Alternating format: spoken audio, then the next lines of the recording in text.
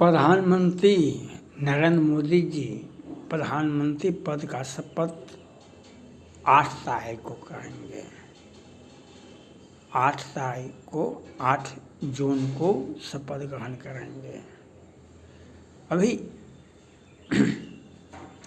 भाजपा शिविर में चिंतन मनन हुआ कि ये कैसे हो गया, ये कैसे हो गया। इस पर पूरा भाजपा का पूरा कुनबा चिंतन मनन में लगा हुआ है। लेकिन चिंतन करने की आवश्यकता नहीं है। जिस वक्त जिहाद वोट का इजहार किया गया और केंद्रीय मंत्री गृह मंत्री कुछ बोले नहीं।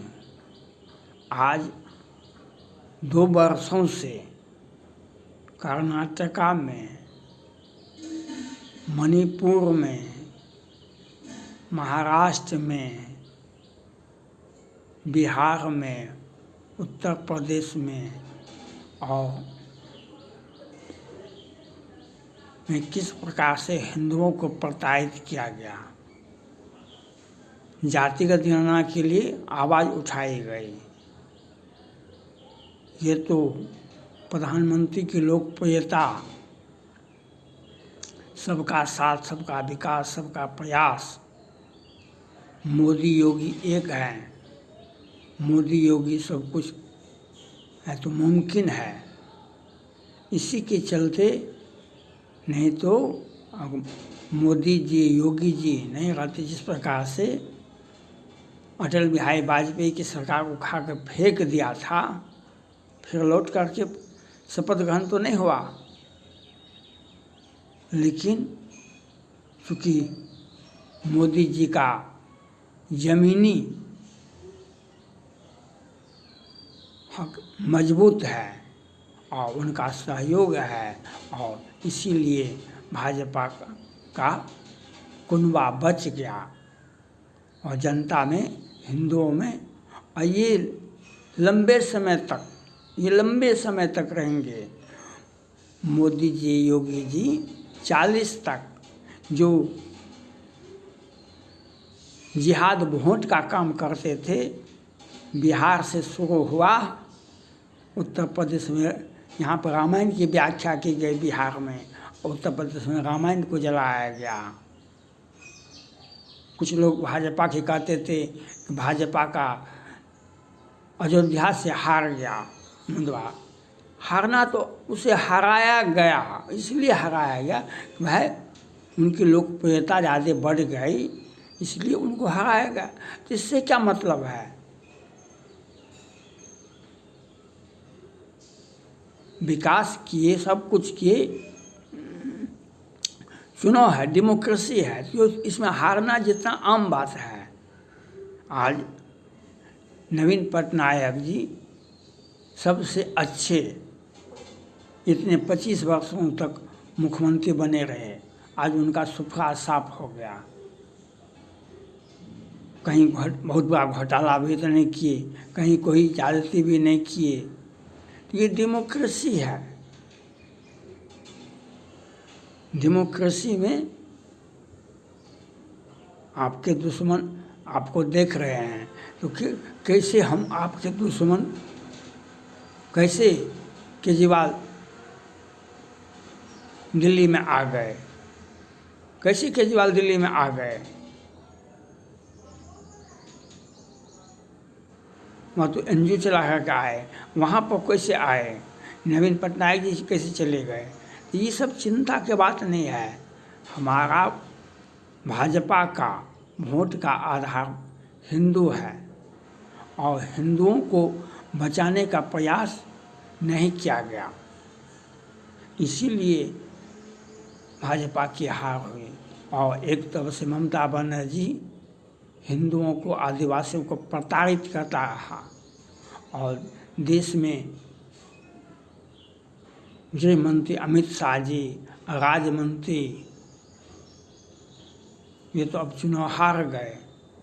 और लखीमपुर खीरी कांड में सुप्रीम कोर्ट ने तत्काल जमानत दे दिया आशीष मिश्रा को। मैंने कहा था कि न्यायालय अगर हमें न्याय नहीं देती है तो न्याय का अनेक रास्ते हैं, न्याय के अनेक रास्ते हैं। सबसे बड़ा न्यायाधीश राम कृष्ण बुद्ध ईसा मोहम्मद पैगंबर होते हैं। आज अजय मिस्टेनी साहब चुनाव हार गए। अब तो केंद्र सरकार में जो गृह मंत्री थे, राज्य मंत्री थे, कैबिनेट मंत्री थे, अपना समय काटा और भाजपा को हिंदुओं का जो वोट बैंक था उसमें मजबूती से साथ खड़ा हुआ और जातिगत जनगणना का बहाना बना करके हिंदुओं को तोड़ने का प्रयास किया गया। ये मोदी जी को बधाई है कि पुनः वे सत्ता में आए। मोदी जी ही एक ऐसा व्यक्ति हैं जो तीसरी बार सत्ता में आ गए और ये गैर कांग्रेसी का ये पहला कार्यक्रम होगा जो लगातार 10 बरस तक प्रधानमंत्री रहते हुए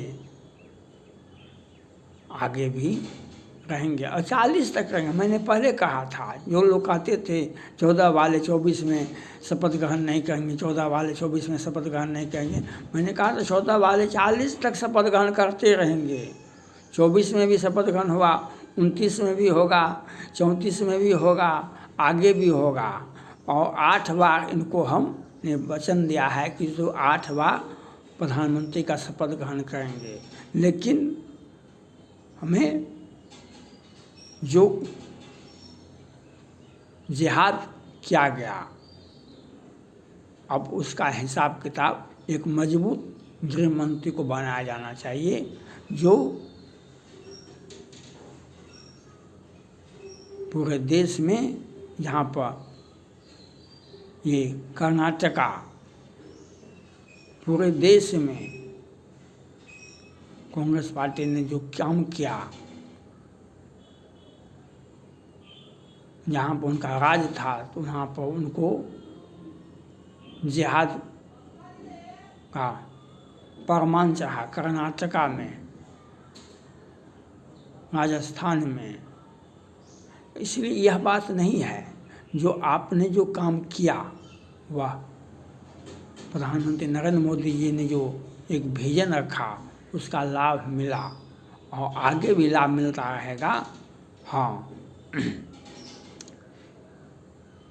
जो प्रचंड बहुमत नहीं मिला तो ये जो सारे सर्वे फेल हो गए, इसका कारण जिहाद वोट था। इस पर आपकी नज़र नहीं पड़ी। अगर ममता बनर्जी की सरकार को बर्खास्त कर दिया जाता, आज दिल्ली में भाजपा 7 सीट जीत लिया। पश्चिम बंगाल में क्यों हार गए? पश्चिम बंगाल में उनकी सरकार को बर्खास्त कर देना चाहिए था, लेकिन वह किया नहीं गया और ममता बनर्जी हिंदुओं को प्रताड़ित करते रहे, हिंदुओं को मरवाते रहे और केंद्रीय गृह मंत्री अमित शाह जी देखते रहे कि कितना मरता है, कोई कार्रवाई नहीं किए। मणिपुर में विदेशी ताकत हमारी सेना पर, अर्धसैनिक बलों पर हमला करता रहा, एक और को किया। ये दोनों समुदाय आपस में लड़ते रहे।